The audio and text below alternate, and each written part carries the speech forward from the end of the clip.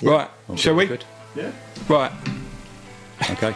Every time we make this show, I have this blank in my face that just goes, don't know what to say. Well, that's good, isn't it? Well, that's your cue to start, isn't it? Yeah, so it is, isn't it? Go. Right. Good start.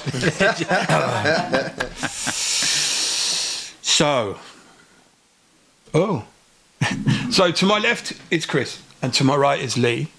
And this is 50 and Coping. We today are looking at predominantly a charity that looks at helping men cope by simply being together, sharing their lives and talking about it. And as we've always said, communication is the key to all things. Hi, Chris. You all right? Good. Can you explain a little bit about who you are and what you do?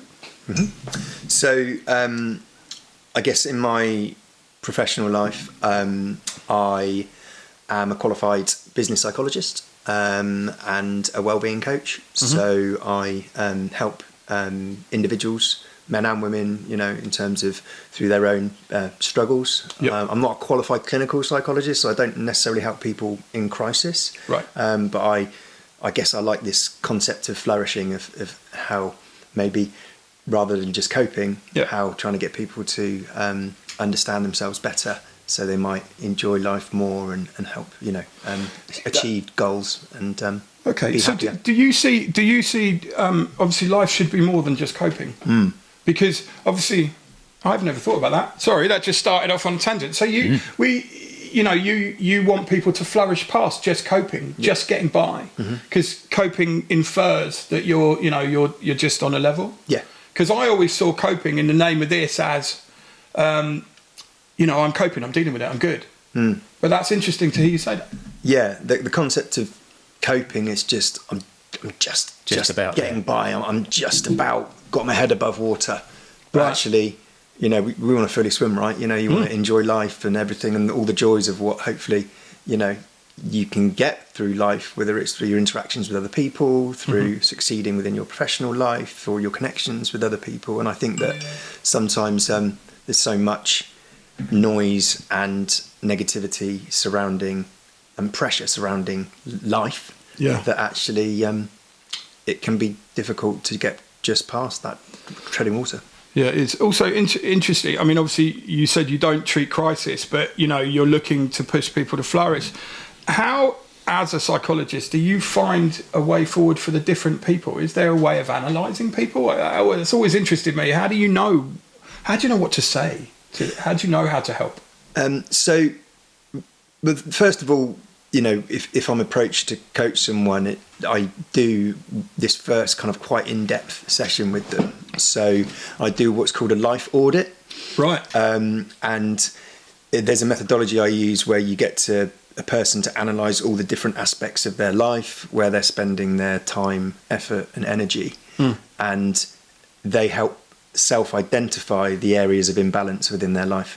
Okay. And so you can get really deep. I've had so many light bulb moments when you do that in that first session, and it's an opportunity for them to get off the treadmill and do that really inner work, just to say, okay, these are the parts where I feel imbalanced, and then we can then put like a program together to allow them to help themselves. Because obviously, how often do you sit back and ask yourself the questions you would ask them? Do you know what I mean? You don't get an opportunity to do that, do you?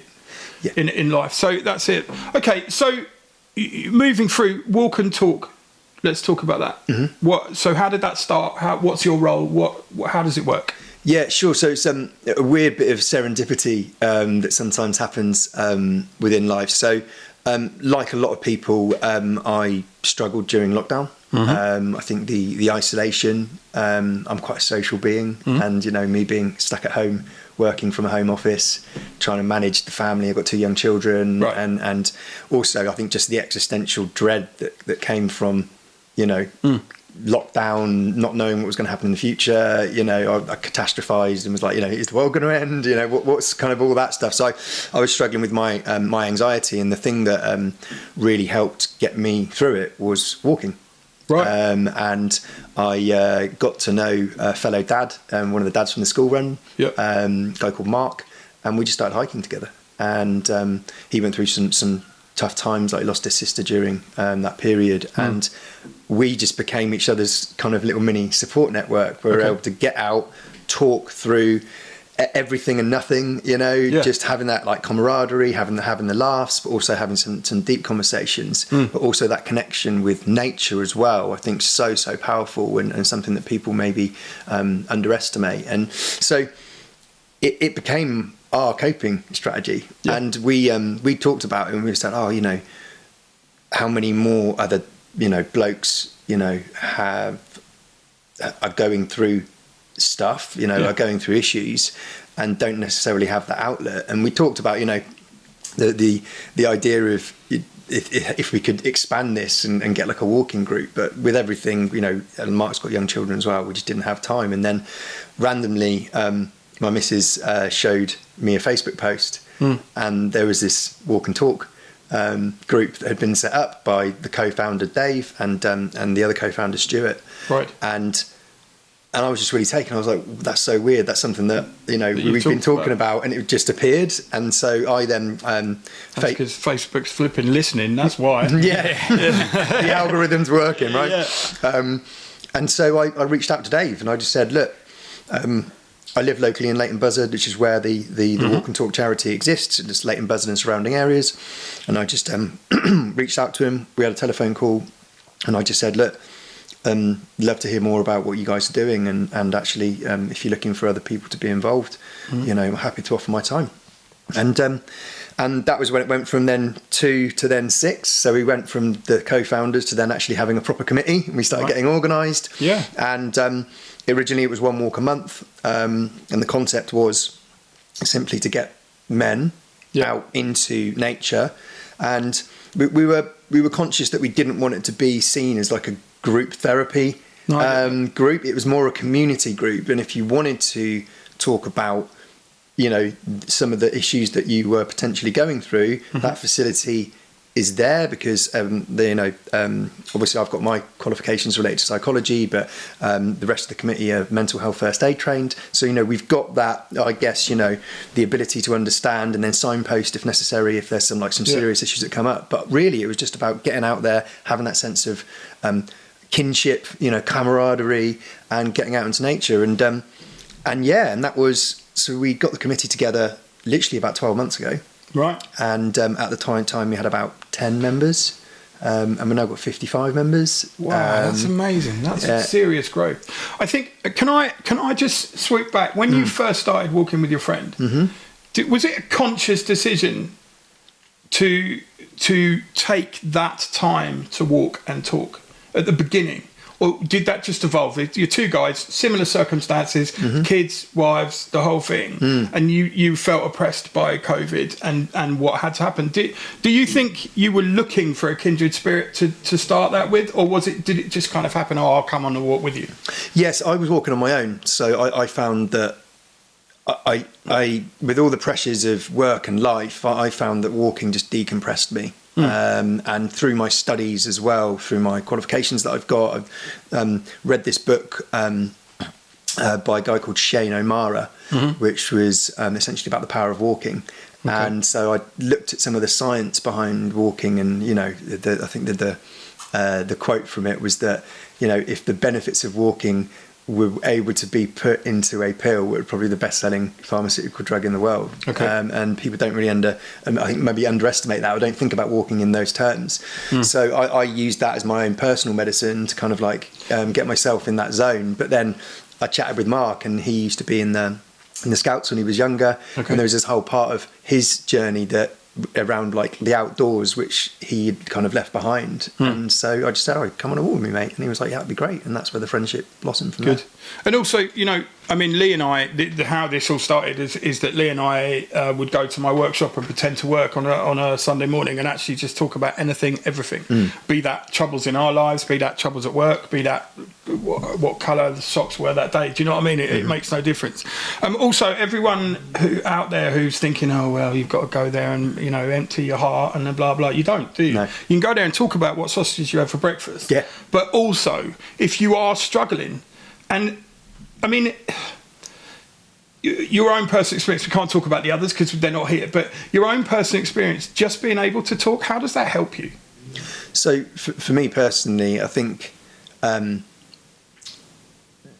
your mind is a funny thing, you know, and you can go over lots of issues that go round in your head sometimes, and the ability to actually just articulate that and have a different perspective and get out of your mind, and that kind of like a problem. What's the phrase? It's a problem halved is a problem shared or something like that. Yeah, that's it. And I think that so from a personal perspective, it allows me to be able to just talk through some of, you know, that noise that you might have if you're bottling it. But also from my professional capacity, you know, talking therapy is genuinely a proven thing. And actually just being able to just really share that, I think, and feel vulnerable, I think is really important. And I think that that's one of the things that we talk about within the charity, is that it's that strength and vulnerability to be able to actually show that you know, it's okay not to be okay.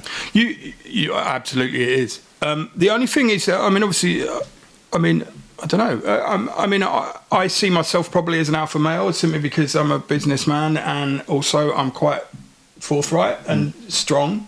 But, you know, I've had to accept that I needed help with anxiety and stuff, you know, but the one thing that I want to portray, and I'm not sure how to do it, is, you know, there's a Tony Soprano quote, you know, whatever happened to Gary Cooper, the strong silent type. That stereotype of a man based in the 50s, you know, after the war, you know, all of that, everyone, they've been through such harrowing experiences, be they at home through rationing, be they fighting in the war, that all of a sudden the world clamped down. Men had nowhere to go apart from alcoholism. Or, you know, drinking, and that's when motorcycle clubs started, because they needed the regiment, you know, rules of the same that they had in the army or the navy or whatever, and they, you know, join these groups. These people nowadays, alpha males, to be vulnerable feels impossible. To be a person who asks for help is incredibly difficult because of social programming. So how do we portray to the world that it's okay without just saying it? Is there a formula? Can we... What I'm trying to get to is most social events, you know, alpha males would poo-poo it, right? Or they would be like, I can't go to that, I can't be seen in that. There is no stigma to this, is there? Is it open to everyone, even if you're not a believer in the process? Is it open to everyone? Is it encompassing, welcoming? Oh, absolutely. And I think... there's probably 2 points there. So if I go back to the first bit around this kind of, I guess, like social conditioning, or this like stiff upper lip type mentality that existed probably in those post-war years, like between the 50s and the 70s. I think that, you know, we are the children of that generation, and therefore, you know, that kind of... I think there was this phrase, children should be seen and not heard, and all that type of stuff. And I just think that because of that, I guess, like suppression of potential love from their parents to their children, that essentially, you know, they were taught to just like, you know, just push it down, you know, don't show emotion. I think that's translated through to a generation of males who can't actually articulate their emotion, or are nervous about articulating their emotion because it's just not something that was ever the done thing. No. And so I think that what we've certainly seen within our groups, because we don't just do what we call the walk and talk, and that takes place twice a month. But then we've now do these talk and talk sessions. So we hire out Leighton Buzzard Football Club, and the first Monday of every month we literally go there and we have a different individual who talks about their mental health journey. And it's that safe space where men can listen. They don't have to get involved, but generally what happens afterwards, there's a big open forum where people then can have that shared experience. And again, it's that collective vulnerability where suddenly the machoism and the that kind of that stiff upper lip mentality is broken down, and people come along and they're curious, and they're just like, oh, is this going to be good at group therapy? Do I have to talk about my own stuff? But actually, it's just much more organic than that. And you don't actually have to do a damn thing, do you? You can go there and do it. You've done the talk. I've done it, and it was really beneficial for me to do it in a number of ways. One, obviously, as part of the presentation, you do a bunch of PowerPoint slides, and Chris said the same thing. You don't have to, but that's what everyone seems to do. But just going through that and sort of documenting my life was quite therapeutic in some ways. Actually voicing it all was more therapeutic than I realised it would be as well. But I guess the best bit for me was that when I finished, there was probably 10, 11 people in the room, and I'd say at least half of them related to at least one of the things that I'd said, and went, oh my God, yeah, I went through that, and oh my, this and that, and the fact that prompted them to better talk about it, it may be the first time they'd ever spoken about it. Yeah, I think when you've got that empathy, and we touched on this in a conversation before, if you've, you know, with the shows on addiction, you know, people who are in that position now can relate to that. But also, you know, you've gone through divorce, and other people think that, oh, well, it's just me, you know, I've only had this conflict and blah, blah. And then you voice that. Very rarely in life, as we've said before, do you get to self-analyse because you don't have time or you don't want to look at reality. So, you know, you in your business life, you analyse, but get the person themselves to analyse. You doing that talk, analysed yourself. Yeah. Right. So not only was it beneficial to you, but was beneficial to the people who could relate. So that in itself shows the power of a community of people who are willing to talk to each other. Yeah. And, you know, I think the important thing is if you were to just go, I'm talking out the back of my head because I've never been, right? I will go. But I think the possibilities of just going there and seeing other people being honest and telling their own truths, I think is incredibly important. Yeah, people said afterwards, you're very brave doing that. I didn't feel very brave doing it. I was just telling my story. But everyone seemed to think, well, if it's okay with you doing it, then perhaps I can do it. And I think that when I joined and watched Joe, the paddling paramedic, do it, and Chris has done it, I guess I thought the same thing. Bloody hell, that's amazing, getting up there and telling your story. Well, it's enabling, watching somebody who can do it. So then you then go and do it and go, well, actually, it wasn't that big a deal. And it was actually really beneficial. It was a bit of a kind of cleansing experience, I guess. Yeah. And then, I guess, validated myself for saying it all by everyone going, God, yeah, I've been through that. Thanks for sharing that kind of thing, because I can recognise exactly that. Oh my God, I felt exactly the same in that situation. We're talking about, I guess, on reflection, a bit of a silly thing, talking about how my ex would say to me, I never say you can't play golf, but would make it very awkward around the whole situation and lots of sort of manipulation of making it very difficult to the point where I go, I just can't be bothered, you know. So you stopped. And this guy said afterwards, he said, I think he's a trumpet player, brasser.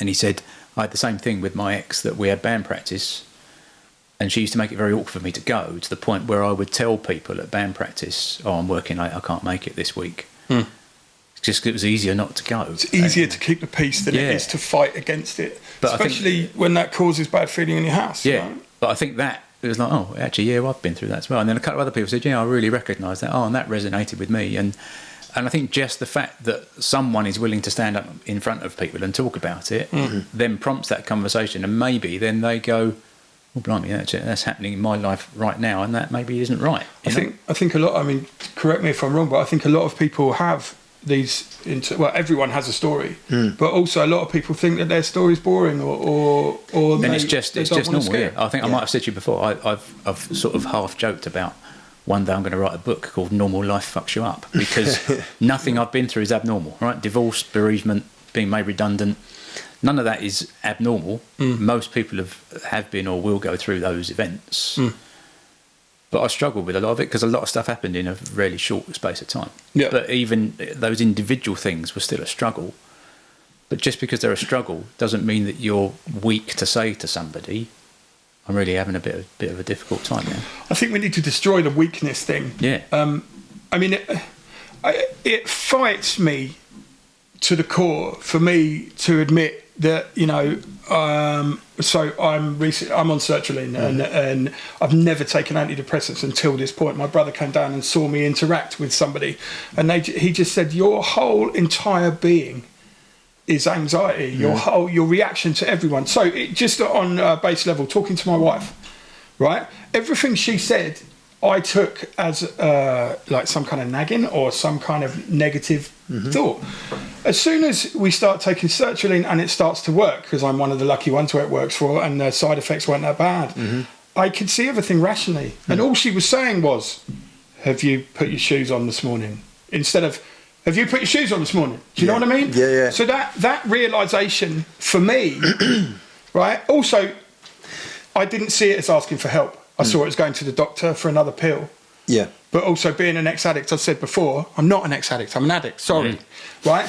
Being an addict, obviously taking a pill to get better. Yeah. It's kind of like, it's the connotations and the worry that surrounds that. Yeah, and I think that there is a stigma around anti-anxiety medication and antidepressants. And there's a guy called Dr. David Nutt, who's kind of the UK's chief psychopharmacologist. He knows everything there is to know about both prescription and non-prescription type drugs. The more perceived illegal side of drugs. And he described antidepressants is essentially like putting a cast around your brain, and essentially it allows your brain to restore its kind of serotonin levels to a point where you can get better. And actually, it might not necessarily be a long-term thing, but it just gives you that base level to be able to actually kind of get back to that normalization. I think they absolutely have a place. A lot of the road that I've gone down with my own anxiety has been looking at what options there are, alongside the medical route. And I've gone deep into lots of research. So I'm a bit of a nerd when it comes to well-being and health and psychology and physiology. And I've talked with Lee about this lots in terms of the journey that I've been on in relation to breath work, which has been a really big part of managing my own struggles, and that's then evolved into doing ice baths, which I know it's almost become a bit faddy in terms of there's a lot of stuff that goes around about ice baths, but it's not faddy, it's genuine. Joe Rogan does the ice baths and has publicly said the benefits from it as well. So that's the thing. I think. I'm a self-analytical and also outwardly analytical human being. I want to know the details behind things. So, sertraline seems to have given me the ability to step back from myself, to turn the chaos off. I mean, all those years of being a musician, all those years of taking drugs as a coping mechanism, whatever, damaged me in a way. Also, my life has been quite chaotic. So it's nice to have the space in my own brain to realise possibly how I can help myself. Now, I'm not saying that that's a good thing for everyone, because they do not work for everyone. We were talking to Rob Clydesdale a couple of weeks ago about this. He's tried every single thing. What do you think is the single most important thing for starting the process of healing, mental healing? So people think around mental health as it being purely up here. But with the research that I've done and the self-experimentation that I've done with different ways to kind of manage my own balance, is this concept of what's called homeostasis, which is basically a posh word for getting your whole being into a state of balance that you can kind of essentially equilibrium. Giving that basis to essentially hopefully springboard from. And so there was this, when I first started doing my work with individuals in terms of helping them on their own journey, it was all about psychology. It was all about self-limiting beliefs, procrastination, anxiety, how you're managing that. But I felt like it wasn't enough. I felt like I wasn't able to offer that full kind of holistic advice. And now one of the concepts that this guy Andrew Huberman, who you may have heard of, is a brilliant podcaster. He's professor of ophthalmology at Stanford University. He's a proper guru scientist, but he talks about this concept of the brain-body balance. Right. And essentially how you can work on all the psychology stuff, but if you're not working on your physiology, you're not looking at your diet, your fitness, your supplementation, then it's going to make the psychology stuff quite difficult. So it's trying to look at that overall balance between how you work within your physical state and then your mental state. And I think that's interesting. I used to be 23 stone. I'm no longer 23 stone, thanks to the help from Lee's wife, Nikki. When I was unhealthy, then all of a sudden I had kidney disease caused by my drug taking. Then I, obviously massively obese, type 2 diabetes. But then when I started losing the weight, then I started also, losing the weight again. Then I started on my mental journey as well. That's when I started to realise there was things wrong. I was diagnosed with PTSD after an issue with some guns and some shooting and all of that. Won't go into any details, but I completely ignored it because I'm not a soldier. I'm not PT. What? So I just blanked that, moved on. And what I am noticing now, excuse me, is that now I have the space to think about the realities of my situation. Then I needed to start healing everything before I could go upstairs. If you look at it in a puerile nature. But so I mean, my personal experience, which is obviously the only thing I have to go on, backs you up entirely. You need to look at your physical health as well as your mental well-being. And I think that with all the processed foods, and just by looking on the high street, there's 100% more obesity than there used to be in this country. And that alone, being fat, being in a position where people made fun of you perhaps, or you hate yourself for being like that, which I have and still do. I'll openly say that, right? When people in adverts and everything in society are saying it's okay to be big, and it's right, it's fucking not. It's unhealthy, right? It's not good for you. It's not good for your self-belief. I don't know any large people, who inside their own brain are perfectly happy with who they are. So, why as a society are we saying it's okay to be like this? Why do you think, I know this is on a tangent, but it's still the same thing, isn't it? Yeah. So I think that it speaks quite broadly, I think, of this kind of consumerist culture that we've got, and this mass production, and you talk about big agriculture and big pharma and all that type of stuff. Though I read the statistic the other day that 54% of all foods now are ultra processed. So it's more difficult to eat healthily than it is to actually eat unhealthily. And I think you've got like the Uber Eats and all that type of stuff coming in. It's now very, very easy to just go, I'm just going to buy crap. And if people are already unhappy or already struggling with some aspects of their life, then this is where this kind of habitual poor eating can come into it. And that's something that I, again, through my own learning, I've gone quite deep into this and tried to cut out as much processed stuff as possible from my diet, and it's helped my mood and it's helped my energy levels. And I just think that there's probably not enough knowledge out there about how to eat healthy, and how actually you can, through a little bit of education and knowledge, improve your diet, which can then again improve your mental health. So a lot of people as well who, because of this whole cost of living crisis, are feeling like they can't afford to eat properly. I can tell you now, it's cheaper to eat base foods, meat, vegetables, things that are not processed, than it is to go and eat McDonald's. Whatever. 100%. I fucking hate McDonald's. But it's the extreme. That's the extreme example. Yeah, but I fucking hate McDonald's, right? They're on there now. They're telling you, and I have been to McDonald's once when I was 8 years old, and I made the decision then, right, never to go back, and I haven't. Somebody bought me McDonald's once while we were recording, and I didn't know what it was, and I was hungry, and I ate the chips and went, oh shit, this is McDonald's, and then I binned it. But I've got a bit of a thing about that. I mean, obviously, I was a huge fat guy, and I don't really understand why that it got that big. I was drinking a lot, obviously, but also portion control for me. It was like, there was none. I'll eat 4 people's food because I was hungry. So I think when you look at societal values and you look at the way people think about what they eat, they go, oh, I haven't got time for any of that. So I'll take my kids to fucking McDonald's and I'll fill them through. And they see it as a treat. It's a treat. Well, you're fucking poisoning your kids.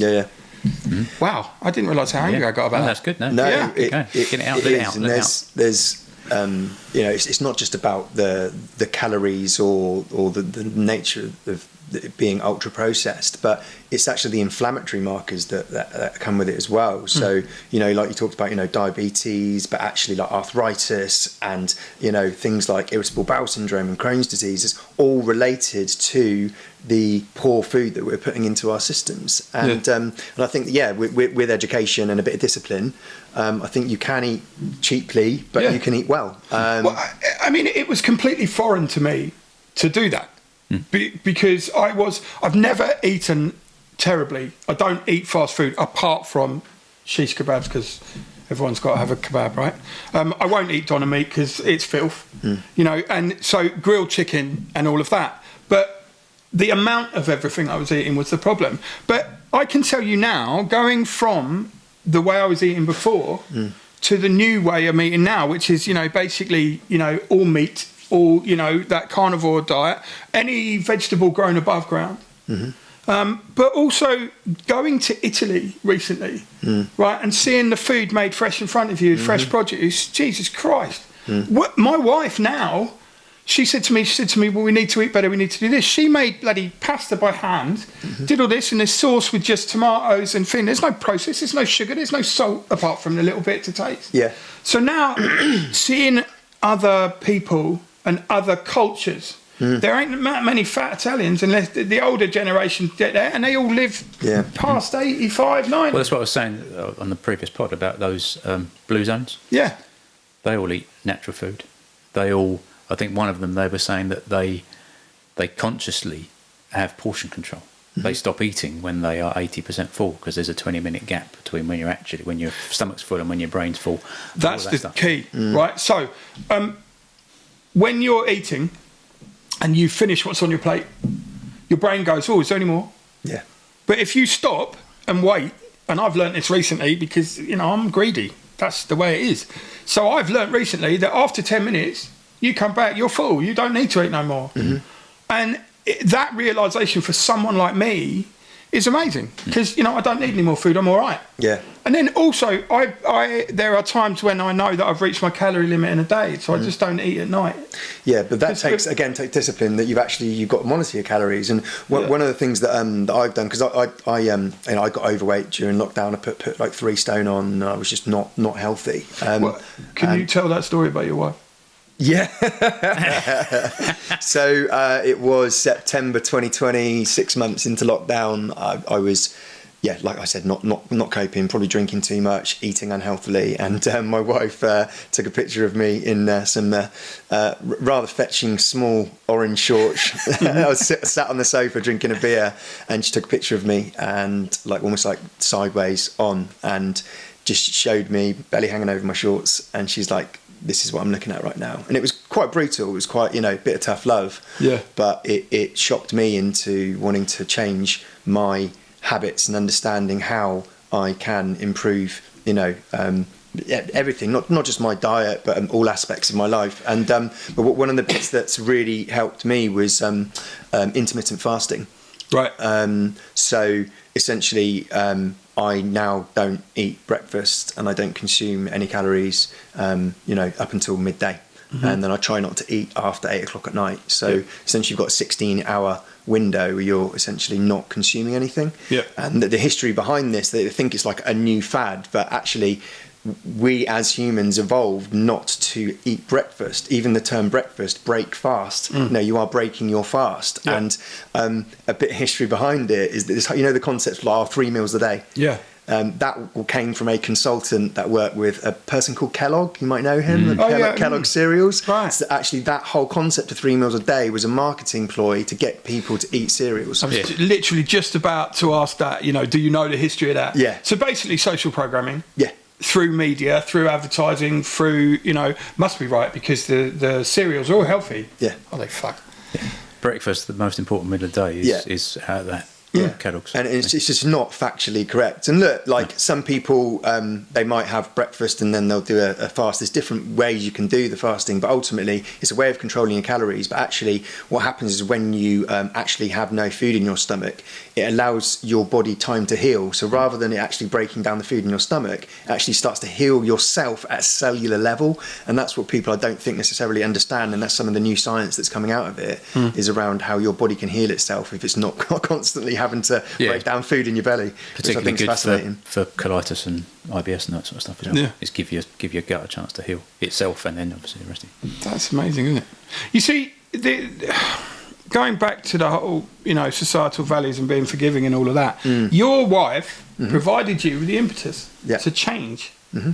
If I tell everyone that it's perfectly acceptable to be overweight and unhealthy and, that all the plus size clothes and all that, obviously you don't want to pick somebody out and tell them that they're fat. That's not going to help. No. Right? But, telling everyone it's okay to be unhealthy just doesn't work. Yeah, well, there's been this thing like in now American sitcoms where they've always now got an overweight person in a sitcom, and it's almost like normalised that overweight type of culture. And there's genuinely an obesity pandemic that is taking place within Western society, and they reckon that the obesity crisis in America is going to the cost of healthcare is going to be more than their annual GDP in the next 20 years. Yeah, and so there has to be, and I do think there is a change. There's more awareness going on. People are starting to understand that actually there is an alternative way, and I think through things like podcasts and social media, for all the faults that they do have, you've got now access to so much information, which I think is now hopefully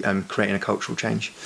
Yeah, I mean, you've got that juxtaposition by, media spoon feeding you that everything's okay. And then you've got people like us who can tell you from personal experience, it's not fucking okay. It's not all right to be unhealthy, because also, it affects everything. It affects my son. I don't want to die at age 60 because I eat too much. Yeah. Obviously, I don't smoke anymore. I don't really drink that much anymore. I've changed, but it wasn't a conscious decision to stop all of these things. But as I've evolved as a human being, I suppose, as I've evolved into these different ways of thinking, I see the damage that I'm doing to myself. Yeah, it's that kind of process of awakening, of understanding. Awakening. Yeah. That's the word. So you become aware of what's wrong with you. Yes. And when you're young, you're invincible. It doesn't fucking matter, because normally you don't put on I was fat anyway when I was a kid. That was that. So how do we make the awareness of this better way of living palpable for everyone? How do we get that to the people over and above the media? Well, I think that, like I said, I think social media is one way to do that. I think that talking about these things and making that information accessible to as many people as possible, and I think that's what the power of podcasts are doing, because you're not getting these sound bites, via your traditional, newsworthy articles, which usually have an agenda that they're trying to ram down your throat. Whereas when you've got long form podcasts, we can really get into the detail.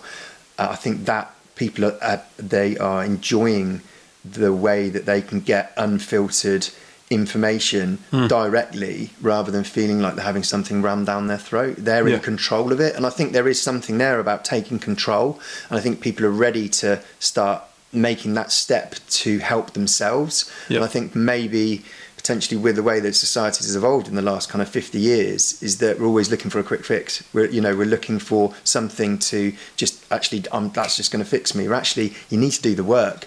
And I think that that from my perspective is, yes, you need to do the work, and you might, people might be leading their life in a certain way that might be unhealthy, but when you're starting to make those positive steps, it's also being gentle with yourself. One of the things I talked about, one of the quotes that I had when I gave my talk to our community group was actually from my cousin Richard, who he'd been through some stuff.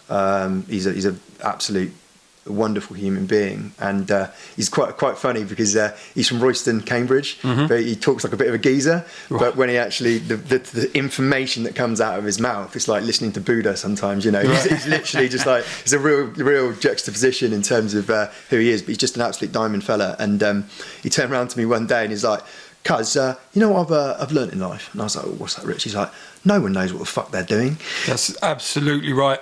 And that resonated with me on many levels, because I think that we're taught to believe that we should all know how we are supposed to conduct ourselves in life in certain situations, and there's no rule book to this shit, and it's almost like this myth of competence. We're taught to believe that, you know, everybody's got it together, you know, you lead this kind of like, you know, normal linear existence of wealth accumulation and you know, and all that, and it's absolute bollocks. No one knows what they're doing, and I think if somebody says that they've got it all worked out, they're either lying to you or they're lying to themselves. Or both. I think, I think you're absolutely right. I think also, you know, with the likes of Facebook and Instagram and everyone showing their best life. Yeah, it's all bullshit. You live in a whole world of bullshit. Yeah. I can say this now. My social media nowadays shows nothing of struggles, of inner monologues, of anything as well, because it's nobody's fucking business, for one. But also, I don't want to portray that I'm a messed up fuck up. Do you know what I mean? Who does? The truth of the matter is, you know, most every fortnight these shows come out, and you get the most truthful I've ever been about anything. Because if you're truthful to yourself and you can portray that truth out, then people can learn from that truth. Yeah. Because their truths will not be the same, but that ability to share truth and honest opinions and life experience can give you a coping mechanism, which brings us nicely to the fact that your walk and talk program is valuable because of that. You can find a way to cope through community. You can find a way to make your life better through the experiences of others. So you don't have to experience that kind of badness. But everyone has a differing life story, which is valid.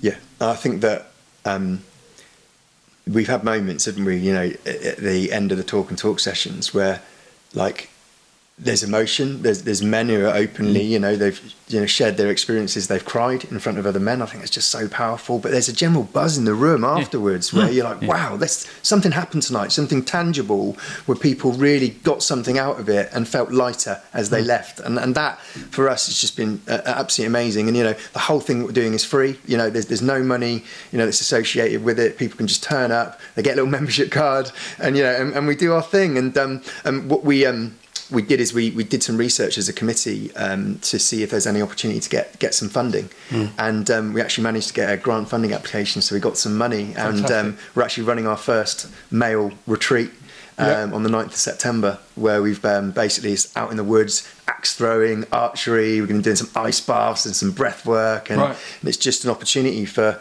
some blokes to come out and maybe go outside their comfort zone a little bit, again build that camaraderie, but do something that's different and carve out that space for themselves to stop and reflect and get off that hamster wheel, and then actually just say, I want to try and, you know, understand myself a little bit better, get some shared experience, and go from there. Really. Perfect.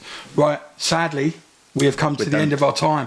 I want to say thank you, Chris, for so much for coming in. Your knowledge is amazing. You know, your understanding of the details is important, and also you've lived that life. Should you find yourself in a place where you want to change is only beneficial if you're not paying lip service to it. If you actually feel you want to change, if you want to stop taking drugs, if you want to stop eating processed food, if you want to stop being overweight and unhealthy, you have to do the work. You have to make sure that you find the right way of doing it, because there is no short road to being perfect, owing to the fact that you'll never be perfect. But striving to be better is something that everyone should look at, even if they don't manage to do it.